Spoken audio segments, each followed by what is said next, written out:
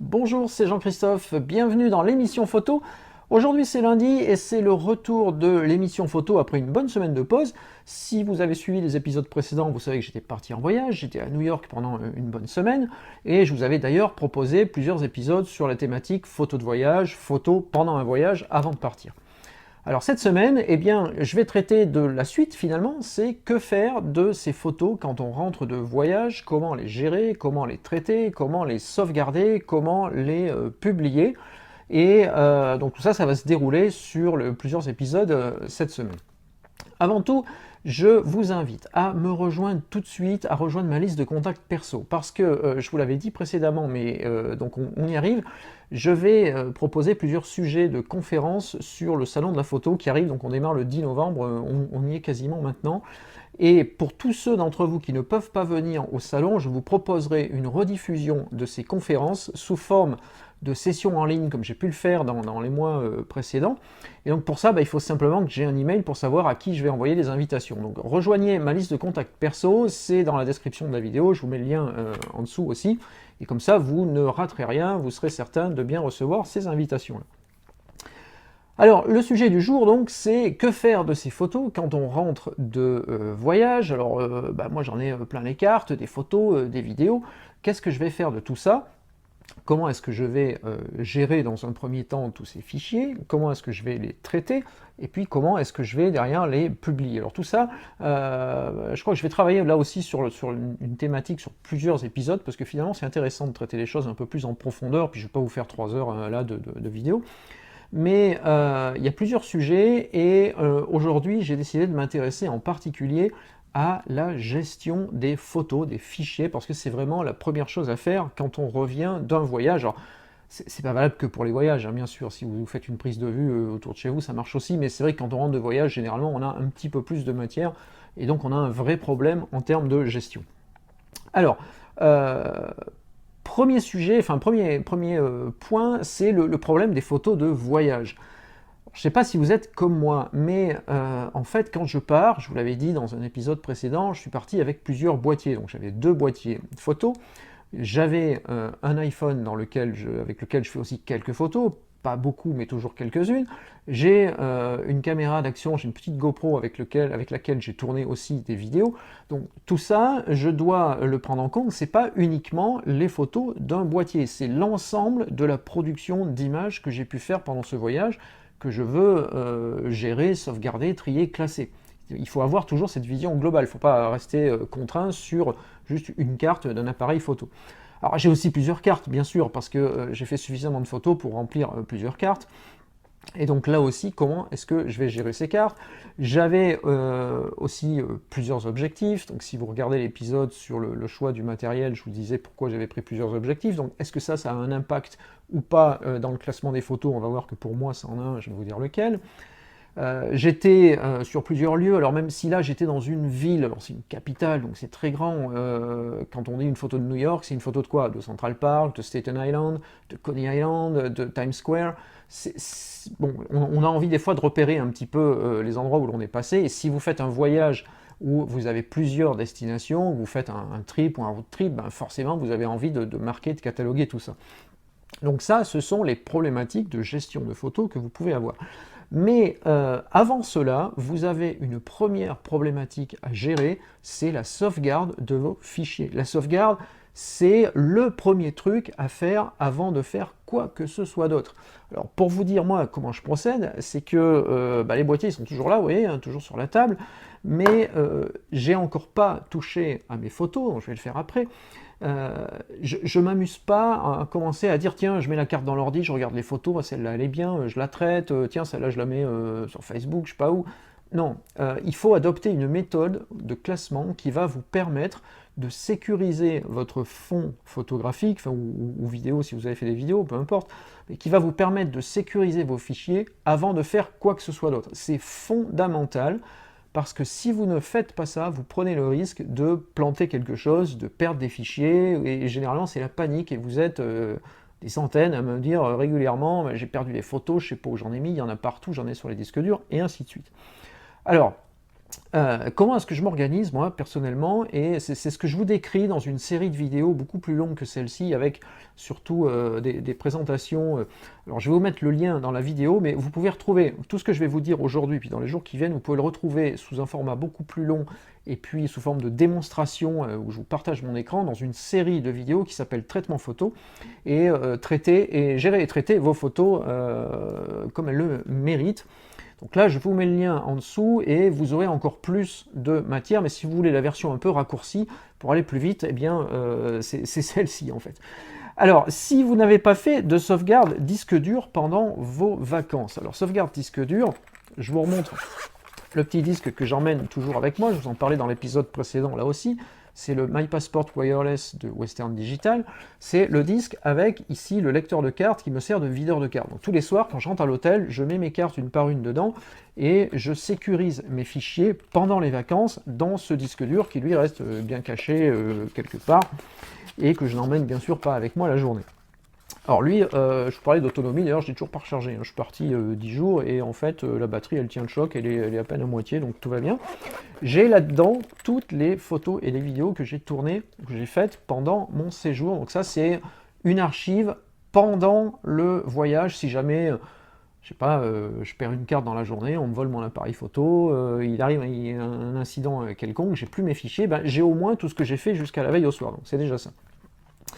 Alors, donc si vous n'avez pas ça, c'est encore plus critique de faire une sauvegarde tout de suite dès que vous rentrez, parce que vous n'avez que vos cartes, donc il ne faut pas se planter.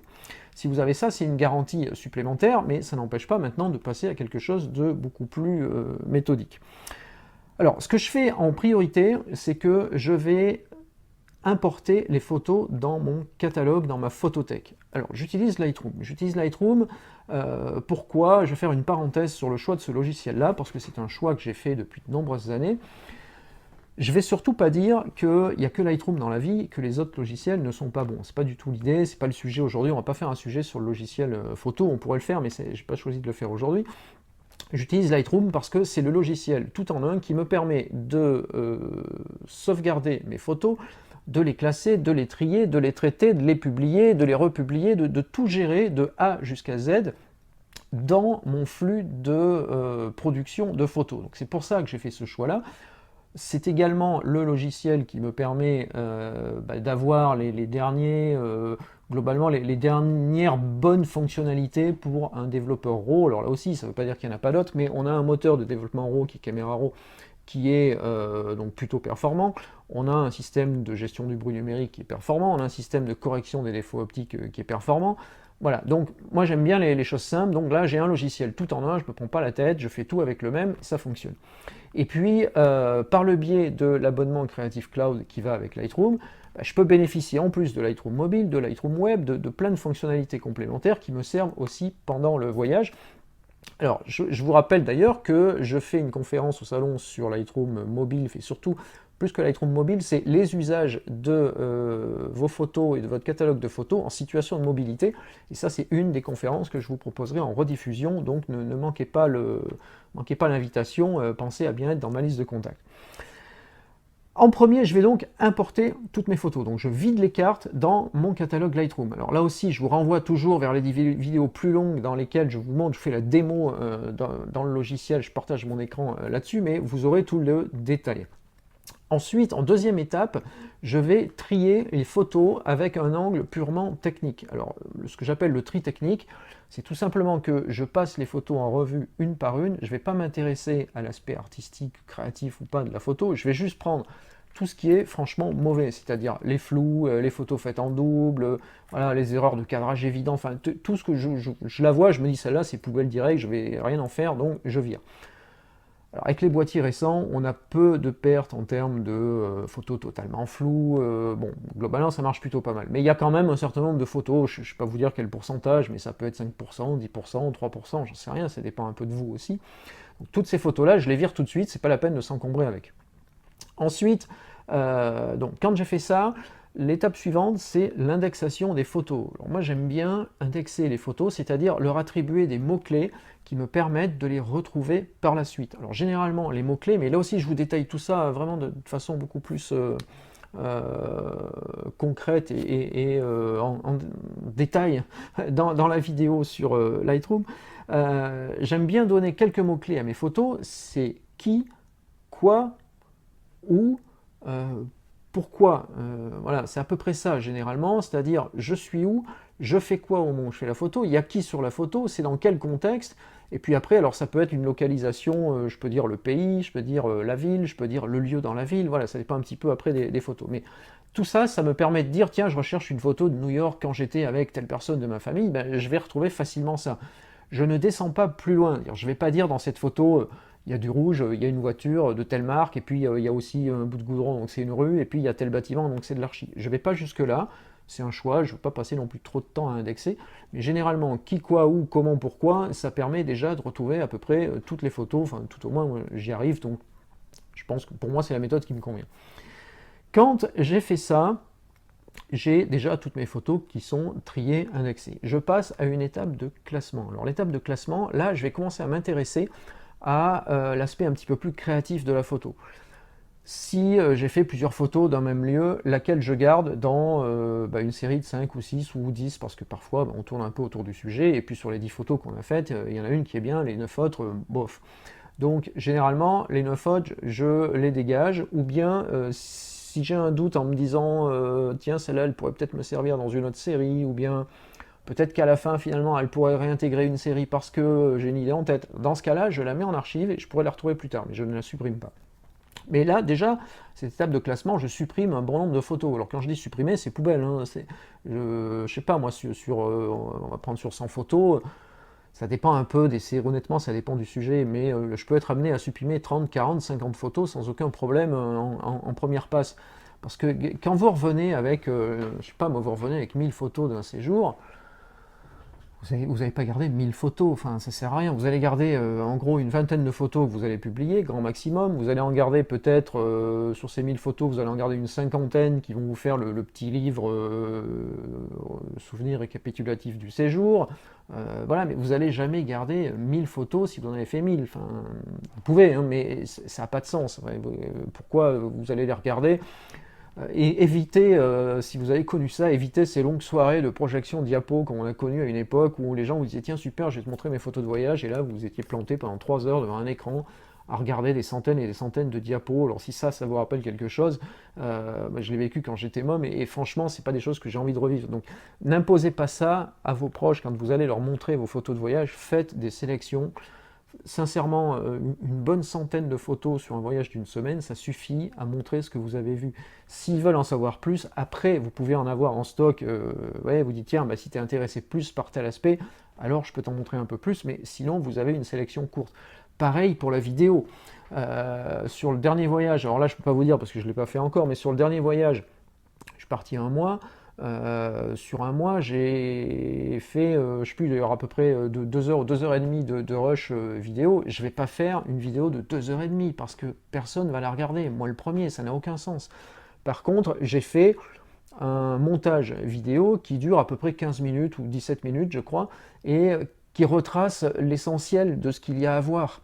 Alors, je garde bien sûr mes rushs, mais ça sert à rien de faire beaucoup plus. Vous savez, 15 minutes, 17 minutes de vidéo, quand vous avez quelqu'un chez vous qui regarde sur votre télé par exemple, c'est déjà beaucoup de capter l'attention des gens pendant 17 minutes ou 15 minutes. Donc n'ayez pas peur de trier. Plus vous trierez, plus vous éliminerez des photos ou des vidéos qui ne sont pas suffisamment fortes, et meilleur sera le résultat.